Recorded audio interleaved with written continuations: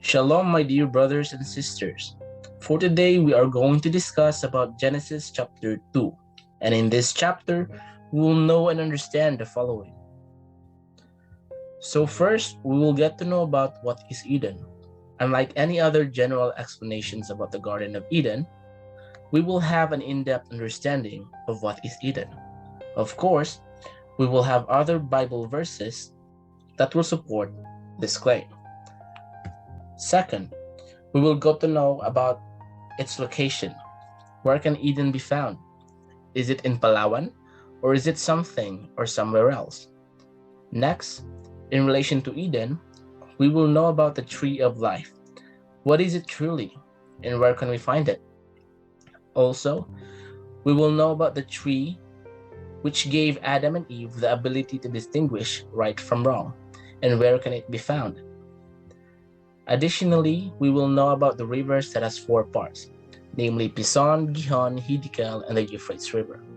So these are the important questions found in Genesis chapter 2 that we will unravel together in order for us to know about what truly happened to Adam and Eve in this particular event. To start, Genesis chapter 2 verse 7 to 8. To read, "And the Yahawah the Elohim formed man of the dust from the ground, and breathed into his nostrils the breath of life, and the man became a living soul. And the Elohim planted a garden eastward in Eden, and there he put the man whom he had formed." In this verse, the creation of man has been mentioned, where it took place in the Garden of Eden. To elaborate, the Yahawah have planted a garden where the man was made a living soul, and that is in Eden. We must know that most of the Bible verses are figuratively expressed. And in this particular verse, in our understanding, is pointing out that the garden mentioned is not a place, but a perceived feeling or the heart itself. It is the Elohim that owns the garden, and thus it is the Yahawah who cultivates the garden. In order to support this claim, we'll read on Jeremiah 31:33, verse 33. "But this shall be the covenant that I will make with the house of Israel. After those days, said the Yahawah, I will put my laws in their inward parts and write it in their hearts. And I will be their Elohim, and they shall be my people. And they shall teach no more every man his neighbor and every man his brother, saying, Know the Elohim, for they shall all know me, from the least of them unto the greatest of them, said the Elohim. For I will forgive their iniquity, and I will remember their sin no more." So there we have it. The garden is the heart, where human emotion or feelings is being nurtured and cultivated by righteousness. Now let's go to what is Eden. In Genesis chapter 1 verse 26, it supports that Eden is the full consciousness of man, or the spirit itself. To read, "And the Elohim said, Let us make man in our image after our likeness, and let them have dominion over the fish of the sea, over the fowl of the air, over the cattle, and over all the earth, and over every creeping thing that creepeth upon the earth." To emphasize, the Elohim made man after his likeness, and the Elohim has no physical form, but only in spirit or wisdom, and wisdom lies within a man's consciousness. Now let's get back to Genesis chapter 2 verse 8 to connect these two ideas together. "And the Yahawah have planted garden or feeling eastward in Eden or consciousness, and there he put the man whom he had formed." In this statement, it is implied that the feeling or the garden that is being referred to has been given by the Yahawah, and that feeling guides the man in his consciousness. To elaborate this statement, let's continue to verse 9. "And out of the ground made the Elohim to grow every tree that is pleasant to the sight, and good for food or to be eaten. The tree of life is also in the midst of the garden, and the tree of knowledge of good and evil." So we have already stated that the Garden of Eden is figurative, Now, that means to say that the trees mentioned are not to be taken literally. So is the manner that the trees were grown at instant, much more the tree of knowledge of good and evil. We have here the list of things that are figuratively expressed. Sigran means man or human, which comes from a Hebrew word Adama or Adam. Next is tree, which is expressed in deeds or actions. Next is fruits, which refers to results or end product. To eat, to be followed or instilled. The tree of life means to live in righteousness. The tree of knowledge refers to the learnings coming from the mistakes. So, as what you can see here, the Bible verses these are the Bible verses that supports the claim, the figurative expressions of the following words.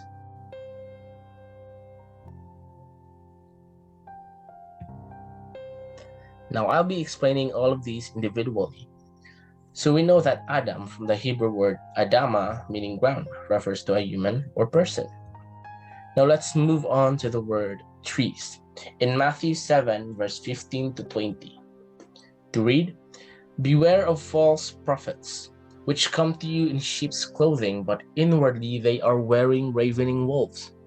You shall know them by their fruits. Do men gather grapes of thorns or figs of thistles? Even so, every good tree bring forth a good fruit, but a corrupt tree bring forth evil fruit.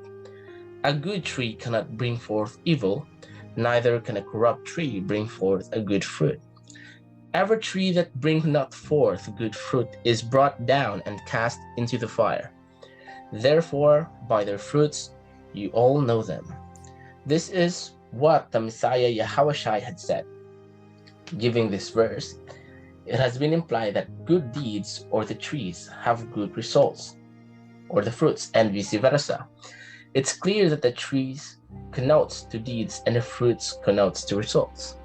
To add, we can identify the tree through its fruits, meaning to say we can identify results through one's deeds.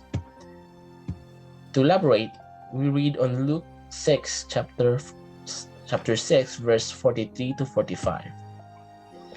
"For a good tree bring not forth corrupt fruit, neither do a corrupt tree bring out forth good fruit. For every tree is known by his own fruit. For of thorn men do not gather figs, nor of a bramble bush they gather grapes.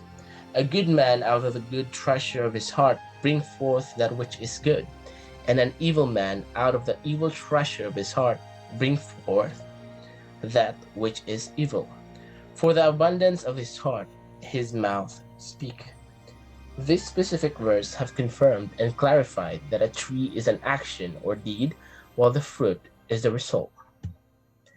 Now let's move on to the word to eat or eaten, which it is a verb. It figuratively means to follow or to instill. Let's read on John 6, chapter 6, verse 51. "I am the living bread which came down from heaven. If any man eat of this bread, he shall live forever. And the bread that I will give is my flesh, which I will give for the life of the world." Now, what this verse meant is that whoever shall eat the bread of life shall have an everlasting life. Meaning to say, whoever shall follow or instill the word of Elohim shall be granted an everlasting life.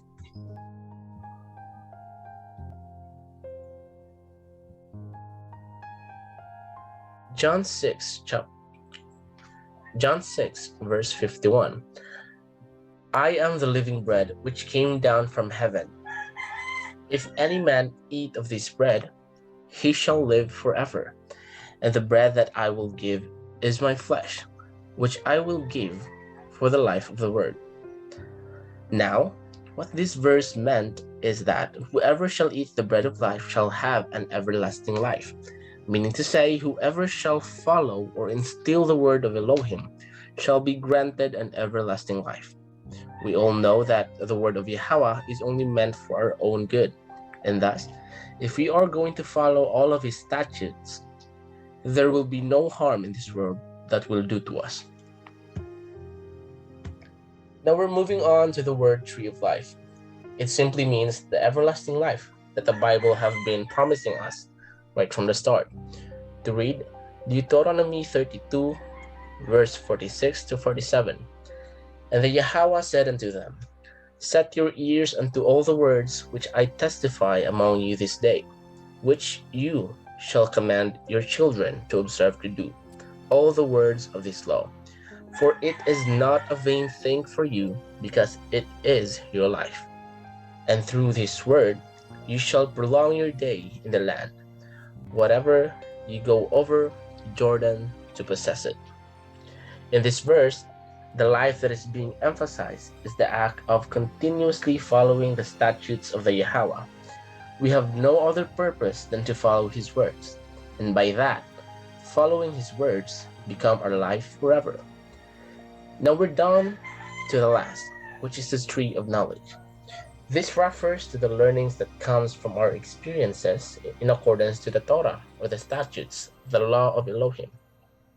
To read Romans chapter 4, verse 15. Because the law worketh wrath, for where no law is, there is no transgression. To explain, there is punishment in the existence of the law, and when we deviate from the law, we are punished in a certain way. And that's where our learnings come to life, as symbolized by the tree of knowledge, which keeps us informed and continue to correct our ways through things that we have perceived as wrong, which will eventually lead us to the rightful thing to do.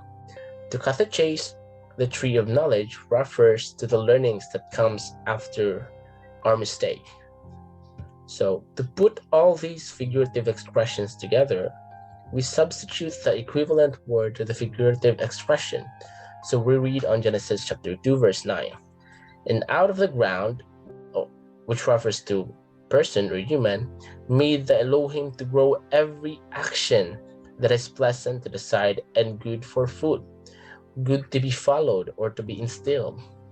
Following the statutes of the Yahweh is also in the midst of the garden, or in the midst of consciousness, and the tree of knowledge of good and evil, or meaning to say the learnings from mistakes. To make it simple, this particular verse meant that out of man, the Elohim have nurtured actions to spring out that is pleasant and meant to spring out deeds that is pleasant and meant to be followed. And that is through following the statutes of the Yahweh in the midst of a man's consciousness. And in that consciousness is also the place where the man will know good from evil through his learnings from his mistake.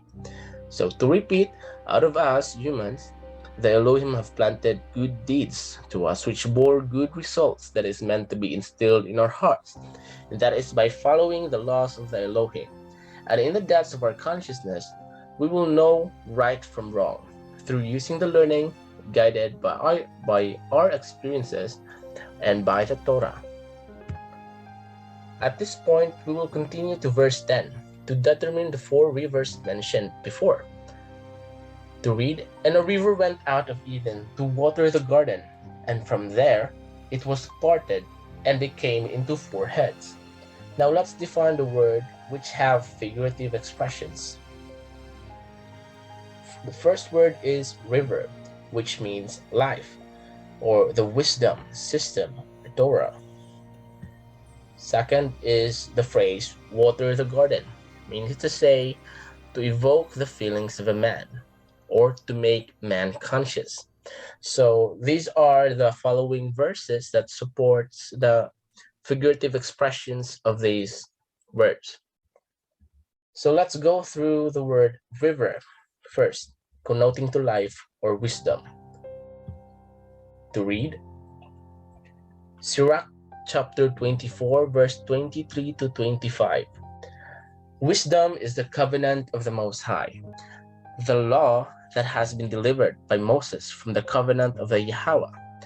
It is from the law where wisdom rises, overflowing like the river Pison and like the river Tigris in the first springtime. The Elohim provides understanding deep as the Euphrates, or like the river Jordan at the time of the harvest. The Elohim pours forth understanding like light, as does the Gihon spring at the time of grape harvest. In this verse, the four rivers were mentioned, and in this verse, the rivers were compared to that of the wisdom, which comes from the covenant of the Yahweh during the time of Moses. In other words, the rivers were wisdom from the Yahweh, the righteous, the information. When it comes to the phrase, water the garden, it can be read on John 7, verse 38. He that believes in me, as the scripture have said, rivers of living water will flow out from within him. From this verse, it is implied that those who are following the law, wisdom will evoke the feelings of man to make him preach out the word of life. To relate and put all these figurative expressions together, it would look like this. And a wisdom went out of the consciousness to evoke the feelings of a man, and from there it was parted into four systems. Now let's continue to verse 11. The name of the first river is the Pishon. It flows around the entire land of Havilah, where there is gold. We just want to clarify first that the place Havilah reflected has no connection to Havilah, the son of Joktan, because at this time, Joktan was not yet born. So we are going to define the river Pishon in the metaphysical aspect. It is defined as great outpouring, fully diffused, spread out, real existence. So these are the meanings that is described to the river Pishon. However, the meta definition of Pishon is that it is descriptive of spirit at work in man's consciousness, a spirit diffusing its ideas of intelligence and light, and the activity of divine ideas in their fullness. Now, the river Pishon is described as the one that covers the entire land of Havilah. Now, Havilah represents the unity of the elemental aspect of life, a virtue that arises from challenges or hardship. Moreover, the gold that is being referred to is the treasures that is within the temple of our mind or consciousness that comes from the spirit. And these are released through the outpouring of the spiritual river Pishon, by which it happens when you read, understand, and apply the scriptures of Elohim. To check that, we read on Exodus 19, verse 5. Now therefore, if you will obey my voice indeed, and keep my covenant, then ye shall be the peculiar treasure unto me above all people, for all the earth is mine. This verse is proving to us that humans are considered as treasures when we keep Yahweh's covenant. And when we keep his covenant or apply the laws in our life, the spiritual river Pishon will come to work to release these treasures in our consciousness, making ourselves a precious gems in the eyes of our Almighty. So to summarize, the river Pishon is not to be taken literally, but rather it is the flow of knowledge inside a man's consciousness that is created by the Elohim when the man begins to read, understand, and apply the laws of the Bible. So let's continue to verse 12. That land's gold is pure, and the land also has sweet-smelling resins and gemstones. Just like before, we will unravel the figurative meaning of the words in this verse. So first, land's pure is gold. The phrase refers to the original image of man that is created in the likeness of Elohim. Meanwhile, sweet-smelling resins refers to the good deeds offered to the Almighty if a man have reverted into the original image, which is the likeness of the Elohim. So these are the verses that support this claim. So first, let's read Genesis 1, verse 27. So the Yahweh created man in his own image, in the image of Elohim.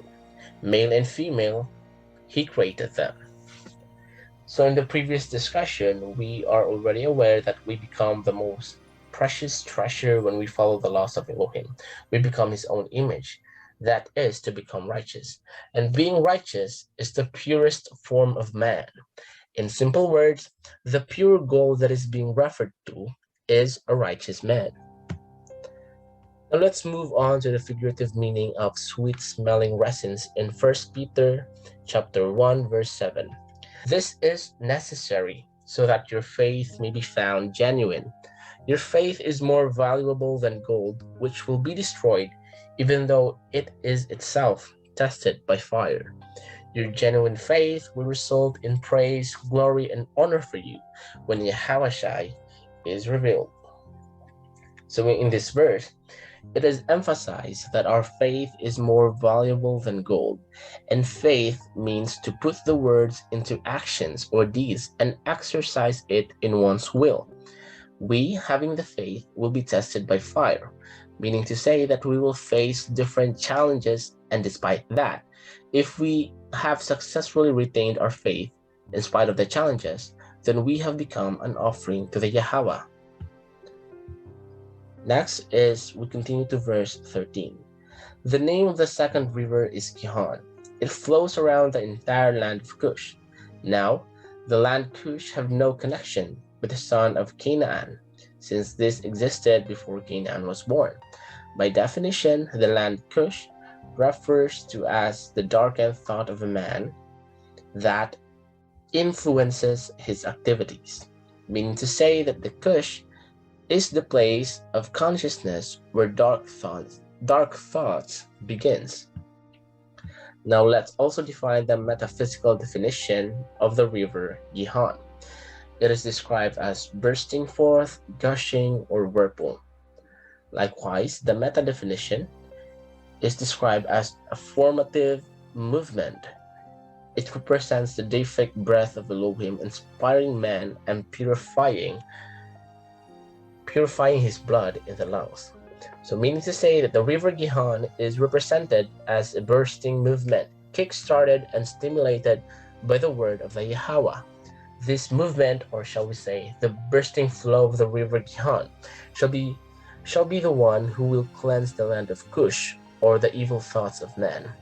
Given this definition and justification, it is fair enough to say that the Torah movement, or following the law of the Elohim, will cleanse and inhibit the formation of evil thoughts, because the word of Elohim gushes like the river Gihon, which will wash away the temptation and the sins of a man. It is an inherent system inside a man's consciousness that activates whenever the man chooses to read and apply the law of Yahweh. Now that is clear, let's continue to verse 14. And the name of the third river is Hiddekel, that goes towards east of Assyria, and the fourth river is Euphrates. So this is the metaphysical definition of Hiddekel. It is described as swift propagator, universal generative fluid, quick flowing, rapid stream, and rapid spirituous influx. The meta definition of Hiddekel symbolizes the spiritual nerve fluid that the Elohim is propelling throughout the man's whole being continually. Likewise, we will also get to define the place Assyria in meta and metaphysical aspect. In metaphysical aspect, Assyria stands for reasoning, philosophical, and psychical body that do not recognize the spiritual head of the universe, but are based upon sense of observation, upon the formed and the formless, meaning to say that the place Assyria represents the non-believers, the atheists that do not acknowledge the presence of the Elohim, who merely believes in science, in the existence of the world. This means to say that the river Hiddekel represents the fast-paced proliferation of the good deeds once activated. Even though it flows through the land of Assyria, the proliferation of the world will flow through the non-believers despite the fact that logic will not be able to explain the presence of the Elohim. Now at this point, we are now down to the fourth river, which is the Euphrates River. So the meta definition of the Euphrates River is described as the bloodstream. Well, and the meta definition is fructifying, or that which is a fructifying cause. So the fourth river is represented by the Euphrates River, which serves as a bloodstream, meaning to say that it is in that river which is continuous to keep the organism alive in a sense. So to relate, the word of the Elohim is what keeps us alive, a righteous consciousness to be continually nurtured and guided by the Torah in order for us to grow and live everlastingly.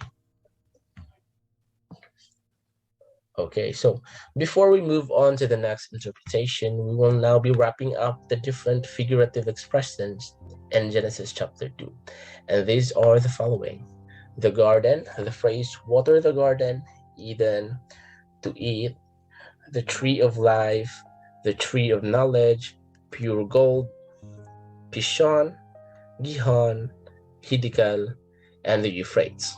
So these are the summary of the figurative or connotative definitions of the word found in Genesis chapter 2. So these four rivers are inherently implanted on our consciousness, or Eden, by the Elohim, which evokes our heart to do the right thing. And when we do what is righteous, we are embracing the tree of life, and whenever we do something wrong, we learn from it. Thus, we are guided by the tree of knowledge, which is, of course, in accordance to the Torah, in order for us to become the highest treasure in the eyes of our Elohim, or simply to become the righteous man. So now, let's continue to verse 15. And the Elohim, the Alahayam, took the man and put him into the Garden of Eden to dress it and keep it. In this verse, it has specifically pointed out that it's the Elohim who have placed a man into his own consciousness and have set him as a steward of his own thoughts, much more to his actions, which will stem out from the man's heart. To continue, verse 16 and 17. And the Elohim, the Alahayam, commanded the man, saying, of every tree of the garden thou may freely eat, but of the tree of knowledge of good and evil thou shalt not eat of it, for in the day that you shall eat thereof thou surely die. In this verse, the Elohim have given man the privilege of eating the fruits of every tree, meaning to say, following the good deeds with good results, but have the man warned not to eat the fruit of knowledge, meaning to say, not to follow the devious deeds or mistakes. For the time that the man will eat it, or to follow the evil deeds, he will surely be facing death. What it means to say is that the Elohim have informed the man not to use the mistakes to differentiate it from good, but rather use the good to determine the bad. In verse 18 to 20, to read, and the Elohim, the Alahayam, said, it is not good that the man should be alone. I will make him a help meet for him. And out of the ground the Alahayam formed every beast of the field and every fowl of the air, and brought them unto Adam to see what he would call them. And whatsoever Adam called every living creature, that was the name thereof. And Adam gave names to all cattle, and to all the fowls of the air, and to every beast of the field. But for Adam there was not found a helper meet for him. This is the part where the creatures are being created by the Elohim to give Adam company, but it was still not enough for Adam. To continue, verse 21 to 22, and the Yahweh cast a deep sleep to fall upon Adam, and he slept. And he took one of his ribs, and closed up the flesh thereof. And the rib which the Elohim had taken from the man, the woman was made, and brought her unto the man. To explain, Starting from verse 18 to 22, it has been implied that every living creature has its own partner to reproduce. With that being said, it cannot happen that a man and an animal will reproduce to form another being. That is an abomination. So what the Elohim did is he created a man in order for the man to pair with and reproduce. To continue in verse 23 to 25. And Adam said, this is now bone of my bones and flesh of my flesh. She shall be called woman, because she was taken out of man. Therefore shall a man leave his father and his mother, and cleave unto his wife, and they shall become one flesh. And they were both naked, the man and his wife were not ashamed. Given this, a man is meant for a woman, and a woman is meant for a man. That is the will of the Elohim, and nothing else. Not a man for a man, or a woman for a woman, neither does a man or a woman for an animal. So, this is where Genesis chapter 2 ends. Now, it is the time to answer the main questions for this chapter. So, what is Eden? Eden is the consciousness of a man. Where is the Garden of Eden? It is found in the fullness of a man, which is already given, a built-in feature of a human as designed by the Elohim, or in other words, the consciousness of a man. What is the tree of life? This is the righteous deeds that are in accordance to the law of Elohim, or simply the righteousness. Where can the tree of life be found?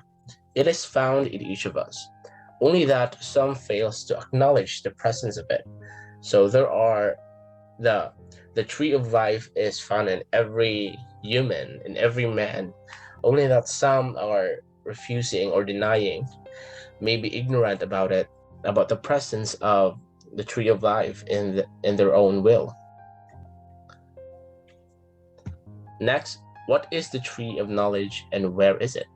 So these are the learnings that we stumble, which leads to us in knowing good from evil. Where can the tree of life be found? It is found in the choices in our everyday life. And lastly, what are the rivers that is divided into 4 parts? It is the Pishon, Gihon, Hiddekel, and the Euphrates, which have different connotative meanings, which has a respective influence on how the divine information or the word of the Elohim is interpreted by our brain. In short, the divine word of the Elohim have this respective effect when our brain processes it, with which it is divided into 4 parts. The consciousness of a man lies on the brain, and the brain is divided into 4 parts, namely frontal, parietal, occipital, and temporal lobes. So these are what represents the 4 rivers mentioned, respectively. So this is where we conclude our Torah study in Genesis chapter 2. Thank you, my dear brothers and sisters, for your attention. Be blessed. Thank you, everyone.